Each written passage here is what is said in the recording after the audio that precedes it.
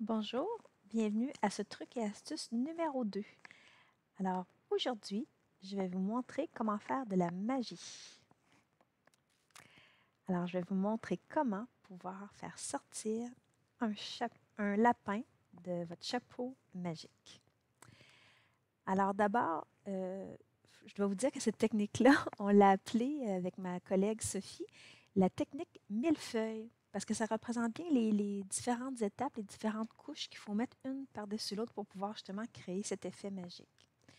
Alors, je vais vous en montrer quelques exemples très concrets. Par exemple, ici, j'ai un panier.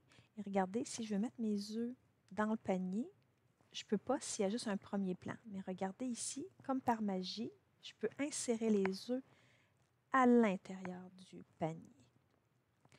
Alors, le truc, c'est que j'ai deux couches de panier. J'ai la première qui est en arrière-plan et j'ai celle devant, regardez, que je peux bouger ainsi, que je mets en avant-plan.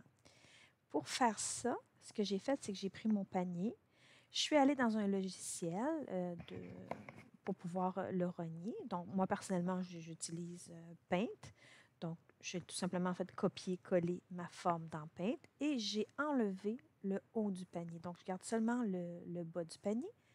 Et quand je suis revenue dans Notebook, pour plus qu'on voit le blanc qu'il y avait autour du panier, j'ai tout simplement cliqué dessus et je suis allée dans paramétrer la transparence. Donc, j'ai paramétré tout le contour de mon panier. Et ensuite, ni vu ni connu, je le place devant comme il faut. Puis, quand il est bien positionné, je verrouille tout. Donc, je fais CTRL-K pour verrouiller, ce qui fait que je peux très bien prendre mes œufs et les mettre, et vraiment, ils entrent dans le panier. Donc, je vous montre un deuxième exemple. Par exemple, en mathématiques, on fait souvent ça, hein, place la balle, disons, dans la boîte. Mais si j'essaie de la placer, regardez, la balle va derrière, alors qu'ici, la balle va vraiment aller dans la boîte. C'est que j'ai coupé ma boîte en deux. Donc, j'ai ma boîte en arrière-plan et en avant-plan, je mets juste le devant de la boîte comme ceci pour pouvoir cacher que la balle, finalement, elle n'entre pas vraiment dans la boîte, mais bien entre les deux images. J'utilise aussi les couches pour révéler des objets ou du texte. Celle-ci, mes élèves adorent. Donc, on l'appelle la lampe de poche. Donc, l'élève va aller prendre la lampe de poche et va se promener dans la page pour essayer de trouver les indices. Donc, je vais... Oh, ça peut être une lampe de poche, mais regardez ici, on avait une loupe. Et il y a même mon ami Pascal qui m'avait suggéré le téléphone cellulaire. Mais en fait, on peut prendre n'importe quel objet pour pouvoir révéler un autre objet. Alors, je vous montre un exemple. Premièrement, si on prend par exemple la lampe de poche, bon, moi je suis allée me chercher, fabriquer une petite lampe de poche, j'ai pris un triangle pour faire le faisceau lumineux. Donc, je positionne les deux ainsi. Je prends les deux objets, je les sélectionne ensemble et je fais CTRL-G pour grouper. J'aurais pu aussi y aller avec le côté ici et utiliser l'option grouper tout simplement. Donc là, j'ai groupé ma lampe de poche avec mon faisceau. C'est la même chose pour la loupe. Donc, la loupe, elle est ici dans les images, dans Notebook, on a juste à cliquer sur loupe. Je me suis trouvé un cercle d'une couleur. Je le mets par-dessus comme ceci. Encore une fois, je sélectionne les deux objets. Je fais CTRL-G pour les grouper. Puis après ça, je peux me promener avec ma loupe pour aller découvrir du texte. On a fait la même chose avec le téléphone, sauf qu'ici, on a inséré on n'a pas paramétré la transparence de l'écran, tout simplement. Donc, ce qui est important, c'est de toujours mettre le révélateur en arrière-plan parce qu'on veut voir l'écriture en avant. Puis, je vais vous montrer aussi. Moi, ce que je fais, c'est que j'écris d'abord mon texte et là, je le mets en noir, donc je pourrais écrire bonjour. Mais si je veux le révéler à l'aide des outils qui sont ici, ben, comme là, présentement, je suis sur une page blanche, donc j'irai écrire mon mot en blanc pour le faire disparaître. Parce que blanc sur blanc, on ne verra pas, mais avec la lampe de poche, on va pouvoir aller le voir. Avec la loupe aussi. Bon, c'est sûr que ce n'est pas les deux couleurs les meilleures ensemble, mais c'est vrai que le téléphone, ça ne fonctionnera pas parce qu'il est déjà blanc. Ce que je peux faire alors, c'est que je peux choisir une couleur d'écriture. Je pourrais prendre vert forêt comme ça. Mais là, vert sur blanc, je le vois déjà. Donc, ce que je vais faire, c'est que je vais paramétrer la couleur de ma page. Donc, je vais aller faire un remplissage à plat. Bien sûr, lui me propose des couleurs, mais regardez, je vais utiliser ici la pipette et je vais aller toucher une des lettres du vert. Et voyez-vous, ma page est exactement le même vert qu'était l'écriture que j'avais choisie. Alors à ce moment-là, je peux prendre n'importe quel objet et aller révéler mon texte avec cette couleur-là. J'ai ici un autre exemple concret, c'est le chapeau magique. Donc, mes élèves, ce qu'ils font, c'est qu'ils peuvent prendre ici, bon, ici c'est une équation, c'est un exemple, et ils peuvent dire la réponse, 2 plus 2 égale 4, et après ça, ils vont aller le mettre dans le chapeau magique pour aller vérifier la réponse. C'est bon, 2 plus 2 égale bien 4. Vous avez vu au début, quand on est entré sur la page, je ne sais pas si vous avez remarqué, mais j'avais fait aussi une petite animation on dirait qu'il y a des petites étoiles qui sortent du chapeau magique. Donc, ça a été possible grâce au fait justement que ici, en avant-plan, j'avais mis une deuxième section de chapeau. C'est pour ça, si je reviens en arrière et je vous remontre, regardez bien, on voit bien que les étoiles partent à peu près d'en bas ici, mais pour les dissimuler, j'avais placé une deuxième couche de chapeau devant pour pas qu'on puisse voir que les étoiles sortaient. En fait, que les étoiles étaient entre les deux couches. Un exemple aussi que mes élèves ici ont beaucoup aimé, c'est le fameux graphique à bandes. Regardez, on peut se positionner sur les bandes et on peut lever les bandes comme ça pour les ajuster. Cette activité-là était vraiment le fun. J'avais apporté des Smarties et on demandait aux élèves quelle était leur couleur préférée. Selon les choix, bien, on indiquait, on bougeait les bandes du graphique à bandes. Donc, je vais vous le montrer avec un autre exemple. Encore une fois, c'est vraiment juste une question d'étage, de couche, si vous préférez. Donc, ici, je l'ai tout déconstruit pour vous le montrer. On a en arrière-plan le graphique qui était vierge.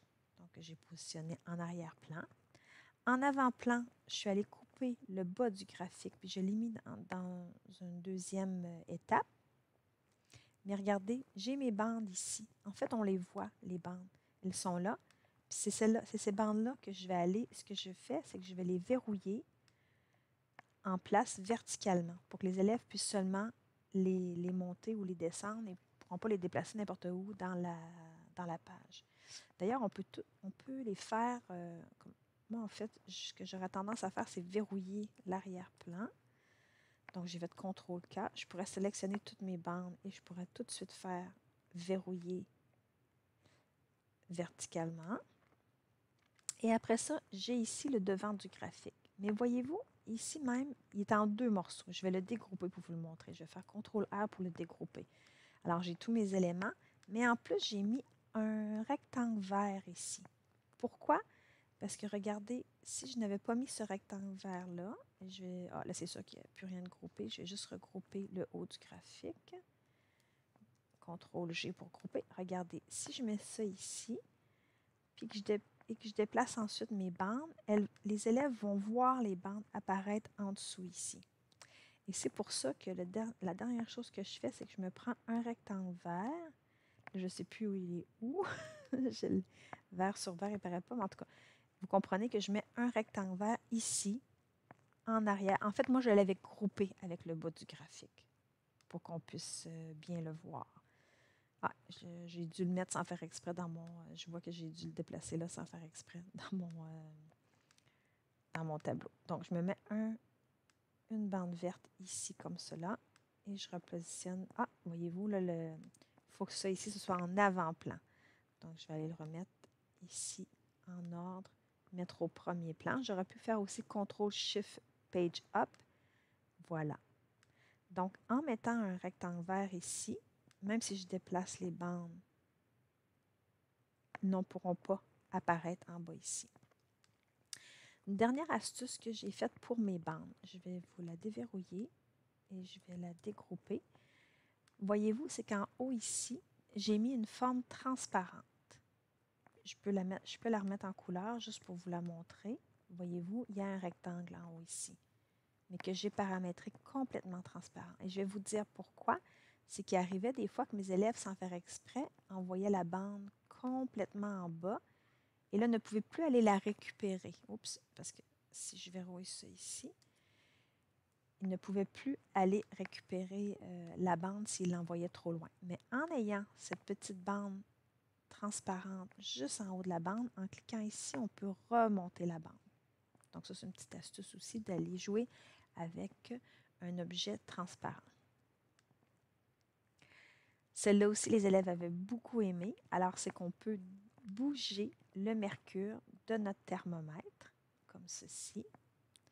Et encore une fois, je vais vous montrer, quand je l'ai déconstruit, c'est que j'ai mis un bas de thermomètre par-dessus qui vient cacher, je vais aller tasser mon rectangle ici, qui vient cacher le rectangle rouge du mercure. Là, voyez-vous, je peux me promener avec. Donc, la première chose à faire, ce serait de le verrouiller verticalement. Moi, je fais CTRL-SHIFT-E pour verrouiller verticalement.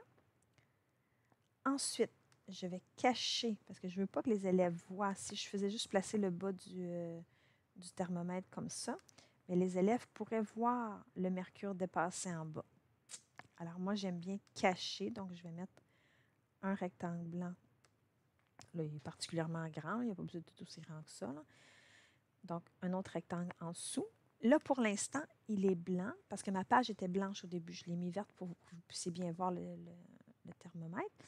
Mais en vérité, je pourrais aller le mettre de la même couleur que l'arrière-plan, donc en utilisant la pipette, comme ça, ça va le paramétrer. Là, sauf que il y a un contour de ligne, voyez-vous. Donc, je vais aller mettre le même vert pour plus qu'on voit. Puis, je vais remettre le thermomètre, le deuxième morceau ici, un petit peu plus haut. Oups. Voilà. Et pour plus qu'on voit le blanc autour de cette image de bas de thermomètre-là, je vais encore une fois aller paramétrer la transparence de l'image, comme ceci. Donc, quand les élèves bougent le mercure dans le thermomètre, on ne voit pas le mercure en bas. Voilà. Alors, le dernier truc que je vais vous montrer, c'est le fameux lapin dans le chapeau. Donc, encore une fois, c'est tout le temps la même chose. J'ai déconstruit, j'ai mis un morceau de bas ici de chapeau. Là, c'était un petit peu plus compliqué parce que le chapeau était arrondi, donc j'étais obligée d'aller me chercher, regarder. Il y a même 3 couches dans celui-là. Oups! Donc, voyez-vous, on a notre lapin ici. J'ai mon rectangle mauve qui cache ma forme de base, pour pas qu'on voit. J'ai mis ça ici parce que, bon, le chapeau est arrondi, puis je voulais vraiment voir l'effet comme si le lapin sortait de l'intérieur du chapeau. Et comme ici, j'avais comme une démarcation dans le bras, ça n'aurait pas été nécessaire, mais moi, je suis allée me rechercher mon image originale pour plus voir la coupure dans mon bras. Donc, je suis allée me chercher une 3e couche que j'ai mis comme ceci. Oups! Je ne sais pas pourquoi, pour moi, il y a un lien quelque part sur mon image. Donc, je vais la déplacer doucement comme ça jusqu'à ce qu'elle soit au bon endroit. Et une fois que tout ça est mis en place, mon lapin, bien sûr, était verrouillé verticalement. Mais je fais CTRL-A, CTRL-K pour tout verrouiller le reste. Donc, je peux rentrer mon lapin à nouveau dans mon chapeau. Voilà, pour le faire sortir. C'était mes trucs et astuces numéro 2. Merci beaucoup.